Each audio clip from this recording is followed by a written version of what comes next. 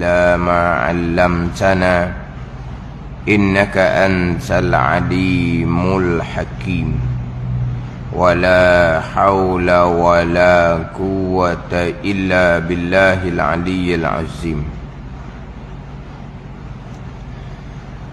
Kitab Faridatul Faraid, muka surat 16, baris yang ke-11 daripada atas. Muka surat 16, baris ke-11 daripada atas.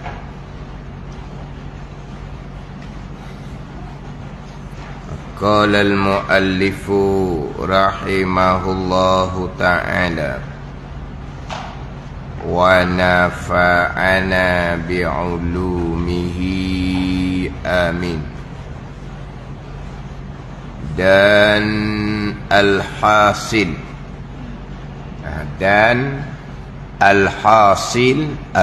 ini ringkasan ataupun kesimpulan.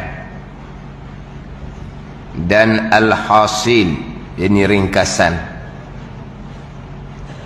Yang dinafikan itu, yang dinafi pada la ilaha illallah.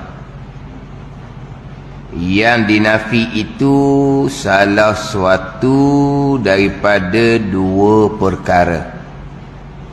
Salah suatu daripada dua perkara yang dinafikan pada kalimatut tauhid la ilaha illallah.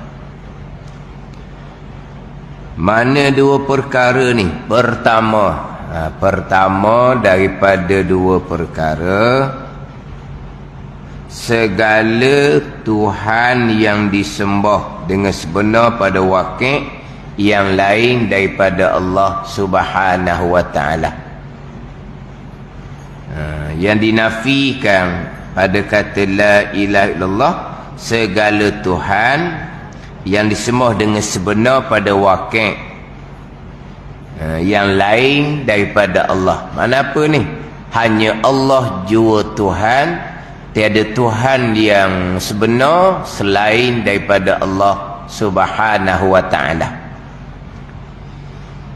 Segala Tuhan yang disembah dengan sebenar pada wakil, wakil ataupun haqiqah ataupun nafsul amri, satu makna sahaja. Wakil, hakikat, nafsul amri sama makna. Yang terdahulunya disebut dengan yang disembah dengan sebenar pada hakikat. Yang terdahulu baris yang kedua daripada atas tu, baris yang kedua dari atas, maka baris pertama daripada atas, maka ketahui alimu bahawa nafi itu terhadap atas yang disembah dengan sebenar pada wakil, sebut dengan wakil. Maka tatkala itu makna kata kita tiada Tuhan melainkan Allah itu, terjemahan daripada la ilaha illallah, ternapi yang disembah dengan sebenar pada hakikat melainkan Allah. Sekali itu yang sebenar pada wakil, sekali itu yang sebenar pada hakikat, itu satu makna sahaja. Sama ada wakil, hakikat, ataupun satu lagi disebut nafsul amri, satu makna. Wakil, hakikat sebenar-benar lah. Nafsul amri, diri perkara. Hak diri perkara sungguhnya macam mana? Hak diri perkara sungguh, ada banyak Tuhan ke? Ada. Itu dia panggil apa? Nafsul amri, diri perkara. Diri perkara. Jadi kalau disebut diri perkara tu sebenar-benar lah. Itu hakikat, itu wakil, satu makna je. Nafsul amri pada nafsil amri, pada diri pekerjaan. Macam mana hak sebenar-benarnya? Memang tiada Tuhan yang disembah melainkan Allah Ta'ala. Itu hak nafsul amri, ataupun wakil, ataupun hakikat. Di satu makna je. Tapi dalam kitab Faridah ni sekali pada hakikat, sekali pada wakil. Dia ditukar-tukar ayat. Satu makna saja. Pertama, segala yang dinafikan ni, segala Tuhan yang disembah dengan sebenar pada wakil, yang lain daripada Allah, yang lain daripada itu dinafikan. Sebab Tuhan yang sebenar pada wakil, Tuhan yang sebenar pada hakikat, Tuhan yang sebenar pada nafsil amri hanyalah Allah Subhanahu wa ta'ala. Itu yang pertama. Nak menafikan Tuhan yang sebenar pada wakil selain dia Allah. Bicara dah dahulu kan, nak nafi buat apa lagi? Tak ada. Kalau gitu kok nak cerita je lah. Sekarang nafi yang nak menafikan pada la ilaha illallah ni, nak menafikan Tuhan yang sebenar pada wakil selain dia Allah, dengan bahawa Tuhan yang sebenar hanyalah Allah Ta'ala. Kemudian timbul persoalan, nak menafikan, nak mentidakkan akan Tuhan yang sebenar selain Allah, yang memang tak ada pun. Nak menafikan, maknanya nak menceritakan bahawa Tuhan yang sebenar selain Allah tak ada. Hanya Allah jua Tuhan yang disembah dengan sebenar. Tapi kita cerita gitulah juga. Nak menafikan Tuhan yang lain, nak menafikan Tuhan yang lain, orang akan persoal balik. Nak menafikan, nak mentidakkan Tuhan yang lain, Tuhan yang sebenar selain daripada Allah, ada ke tidak yang kamu nak mentidakkan tu? Memang tak ada. Mentidakkan yang tak ada, dipanggil tahsilul hasil. Ada, nak menceritakan Tuhan yang lain tak ada, nak cerita je. Nak mentidakkan tak juga. Sebab apa? Sebab memang tidak dah. Nak mentidakkan yang tak ada, jadi dua kali lah. Tak ada, ditidakkan hak tak ada. Dia panggil tahsilul hasil tu. Apa dia tahsilul hasil? Mentidakkan perkara yang tak ada. Dia panggil tahsilul hasil tu mustahil, sebab sia-sia. Mentidakkan barang yang tidak, itu mustahil. Dia panggil tahsilul hasil. Mengadakan barang yang siap dah, sama juga mustahil. Tahsilul hasil. Tahsilul hasil bahasa Melayu tak ada tau. Tahsilul hasil tau. Ada? Kita dalam kitab ni biasa ni tahsilul hasil. Contohnya kudrah Allah, sifat kudrah Allah mengada. Sifat kudrah Allah mengada ni bertakluk kepada yang wajib. Tidak. Sebab yang wajib zat Allah tu ada sedia kala. Kalau kudrah mengadakan zat Allah yang ada sedia kala, tu tahsilul hasil, sia-sia, mustahil. Dan kudrah Allah bertakluk pada perkara mustahil. Mana perkara mustahil? Anak Allah, isteri Allah, perkara mustahil. Kudrah bertakluk ke tak? Kudrah bertakluk kerja dia mengada meniada. Lepas tu kudrah meniadakan anak Allah yang memang tiada, meniadakan isteri yang memang tiada. Ngaruk gitu. Tahsilul hasil, tak ada faedah gitu, sia-sia. Jadi kudrah iradah tidak bertakluk pada yang wajib dan yang mustahil. Itu contoh ayat tahsilul hasil. Kalau gitu kudrah Allah meniadakan zat Allah. Zat Allah tidak terima tiada, nak mengadakan macam mana?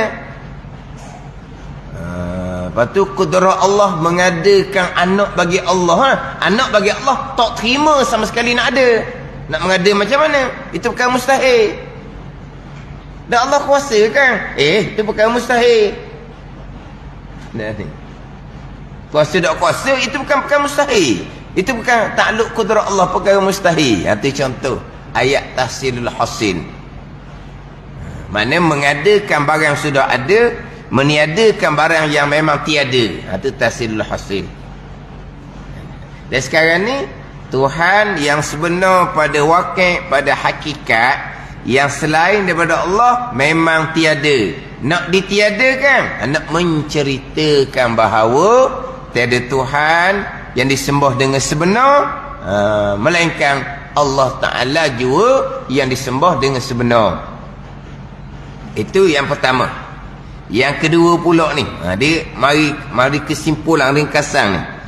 Dan kedua, yang dinafikan dengan la ilaha illallah ni, yang kedua, barang yang pada zihin mukmin ni, pada otak mukmin, yang mentaswirkan, yang menggambarkan akan banyak yang disembah dengan sebenar, digambarkan.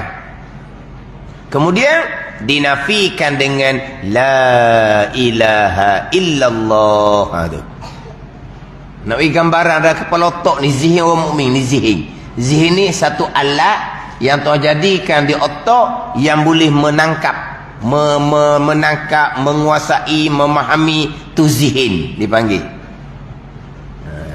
Alat yang Tuhan letak di otak, dengan alat tu dapat menangkap lah, dapat memahami, tu zihin. Yang mana zihin yang ada pada otak seseorang ni, dia tak samalah kekuatan dia. Kalau zihin tu kekuatan dia kuat, dia nakak kuat juga. Ada nakak, tangkap apa ni? Tangkap apa yang disuruh, apa yang dicerita. Tapi kalaulah zihin tu lemah, nakak dia lambat, cerita ulang. Apa ulang pula? Tak sempat dia kata, tak sempat nak takak dia kata. Tak sempat nak faham lah makna dia. Sebab apa tu? Zihin dia lemah. Tu zihin. Satu alat yang Tuhan letak di otak untuk menangkap, untuk menguasai apa yang dicerita. Itu zihin. Ada ni. Tapi ini cerita asbab belaka ni. Zihin di otak manusia makhluk. Cepat faham, lambat faham, hak Tuhan belaka. Ini cerita asbab, tak ada salah. Kita cakap begitu, budak ni memang dia lain ni. Dalam hak adik-beradik dia, ni dia apa? Pikak. Panggil apa? Pikak tau. Pikak mana pelaju. Kereta pikak juga. Oh, pikak molek kereta ni. Kan gitu. Mana apa? Sekali nyuk, sekali tekan minyak, Allah. Tu. Panggil apa pikak tau. Pikak. Bukan mikak ni. Mikak ni, mikak burung ke mikak orang ke tu. Kan kita cakap kan, ni dalam adik-beradik, ni dia memang laju sikit lah. Kalau adik-beradik, ni dia slow. Orang pun slow. Dia punya zihin pun slow, lambat. Dia kena berulang kali. Ada kelebihan, ada kekurangan, begitulah. Hak kelebihan ni, hak kuat nakak ni, hak laju ni, laju dia sampai ke lupa. Hak lambat, hak slow ni tak lagi mana, duduk tepi rumah. Ada ni. Mana kau nanti yang duduk menemani orang tua? Hak laju duduk jauh ke, hak lambat hak duduk dekat? Adalah kelebihan kekurangan masing-masing. Dah dia pikak laju kan. Pada dia laju lah sampai ke lupa. Dah laju. Hak jenis slownya. Hak slow tu nyek. Apa slow tu? Panggil apa? Hak slow panggil apa? Nyek slow kan apa? Orang jalan slow ke panggil benda? Bukan jalan nyek. Allah slownya dia berjalan. Nyek. Ke mana? Kita cakap mana? Slow kita nyek lah. Bukan nyek pijak tu bukan kan. Nyek tu pijak kan. Nyek kau sikit biar kemas tanah. Tu nyek pijak. Ni hak jalan slow ni. Allah slownya dia nyek dia jalan. Senyum pun dia. Dah dia jalan slow kan. Lepas tu dia jalan slow. Dia musim kapung tu jalan. Lepas tu nikah pun hak kapung tu juga. Yelah dia dah lagi jauh. Ni pergi jauh laju ni, dia pun jumpa jauh lah. Ni duk perlahan ni, duk main puisi kapung, nikah tepi kapung tu. Nanti siapa hok akan khidmat pada orang tua sampai ke meninggal. Ni nak slow ni. Itu kelebihan dia. Tapi kita cakap gitulah. Hok ni otak dia laju, cerdik. Hok ni otak dia lambat sikit. Kita sandar pada otak. Itu asbab. Dia jadi cepat reti, cepat pandai. Tuhan buat belaka. Pandai Tuhan buat belaka. Jangan hok nampak lambat ni pada satu-satu perkara sebab dia tak minat. Pada satu perkara yang lain, dia jangan kalau dia hok pandai sekali. Sebab dia minat. Terkadang dia bukan dia tak cerdik, cuma dia kurang minat. Ada macam gitu kan? Betullah, itu semua ujian daripada Allah. Betul dia mak ayah, dia jangan winapok. Hati kita tak boleh nak kontrol hati. Siapa pun samalah. Hati tak boleh kontrol. Memang dia akan ada lebih hati-hati, lebih koning, lebih hati. Lepas tu kita tak boleh nak buat apa tu.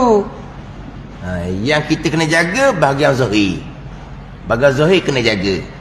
Jangan winapok yang hati kita tu hak ni jangan winapok. Hati tak boleh nak buat apa. Biar sama, nak sama, hati tak boleh nak buat. Bila hati itu lebih rapat dengan mana-mana, begitulah. Hak tu tak boleh nak buat apa hati. Tapi hak zuhir kena jaga. Kena jaga. Sebab apa? Ada kelebihan belaka. Janji anak ni anak yang beriman, yang beramal soleh. Tu bekal kita belaka tu. Cerdik ilmu dunia ke, tak cerdik ilmu dunia ke, janji dia cerdik ilmu akhirat. Dia beriman, beramal soleh. Duk kampung pun masjid lah tempat dianya.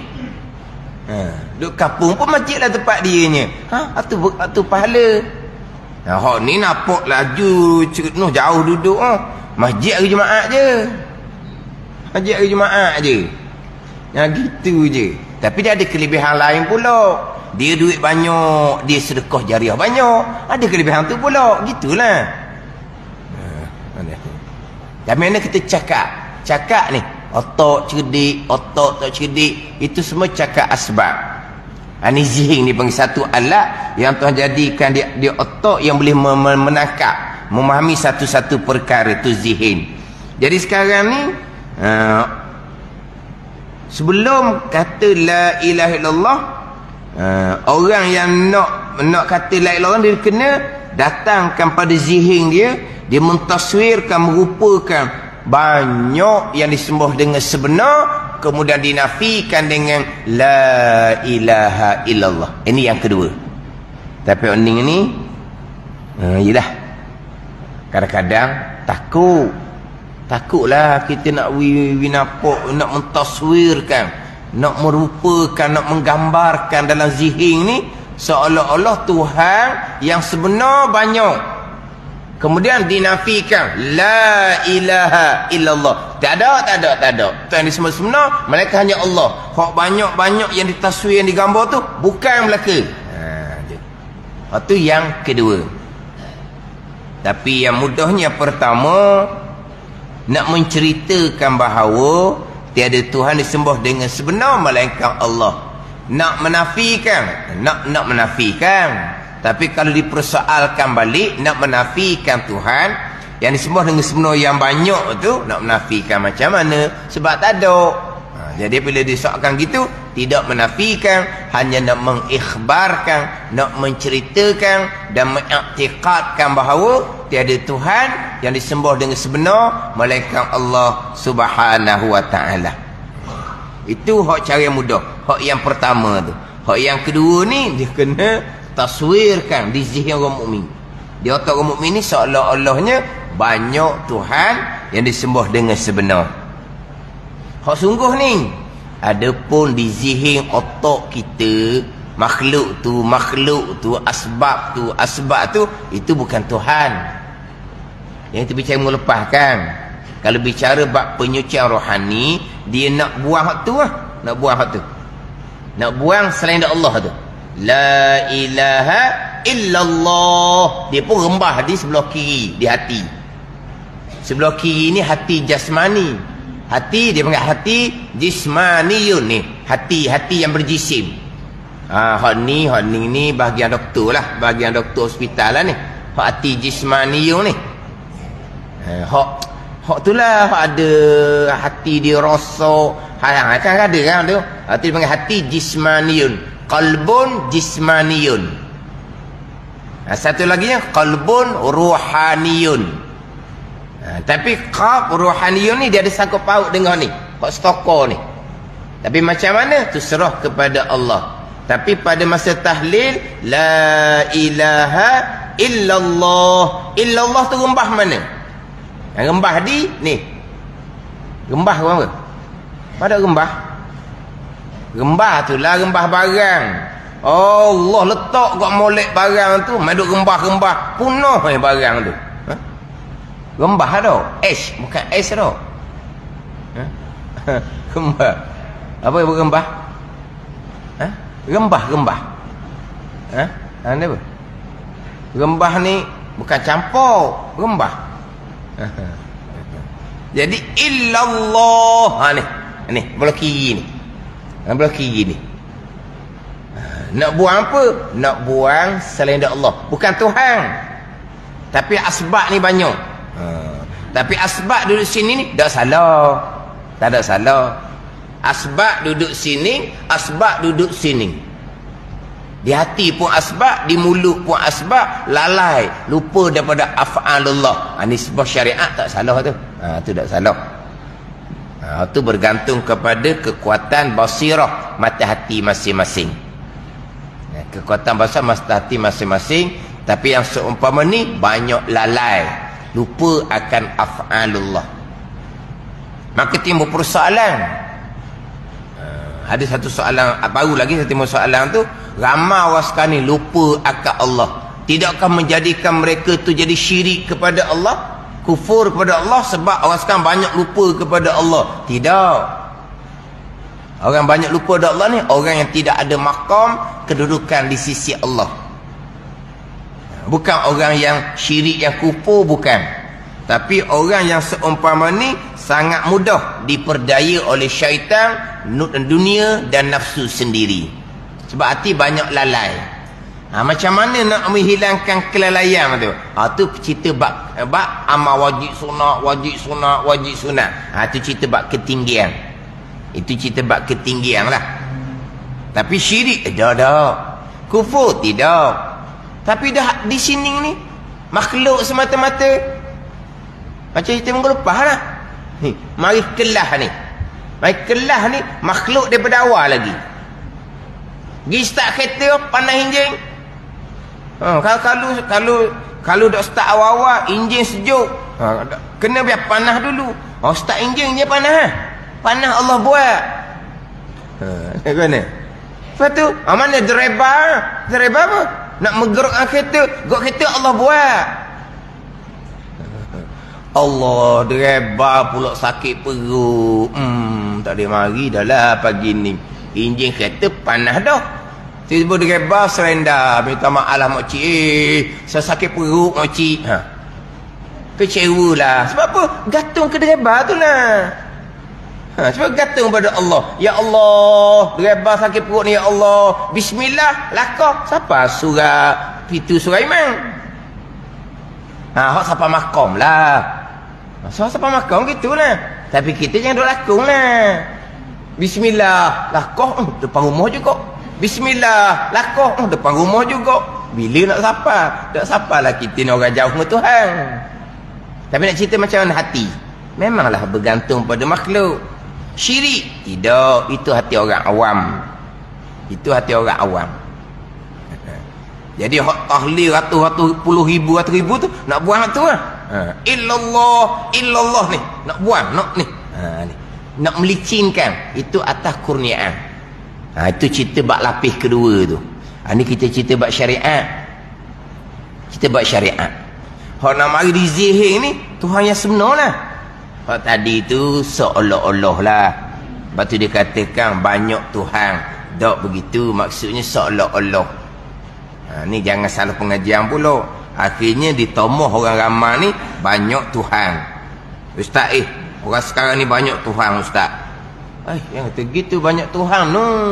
Hak Tuhan ada kepala, ada belala, ada tangan, ada kaki. Kita orang Islam kan.